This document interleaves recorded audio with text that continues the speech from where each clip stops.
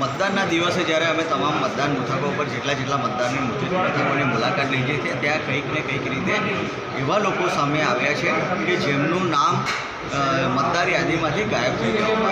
આ અગાઉની ચૂંટણીઓમાં એમને મતદાન કર્યું છે, પરંતુ આ ચૂંટણીમાં એવા લોકોના નામો નીકળી ગયા છે. ઘણા બધા લોકો સામે આવ્યા છે, એટલે એવા લોકોને મત આપવાનો અધિકારથી વંચિત રાખવામાં આવ્યા છે. એ ભૂલ ચૂંટણી કમિશનરની રહી છે. તો તાત્કાલિક ધોરણે આવા લોકોને આઈડેન્ટિફાઈ કરીને આ દેશના સૌથી લોકશાહીના સૌથી મોટા પર્વમાં એમને મત આપવાનો અધિકાર જે વંચિત રહી ગયા છે એવી વ્યવસ્થા કરવામાં આવે.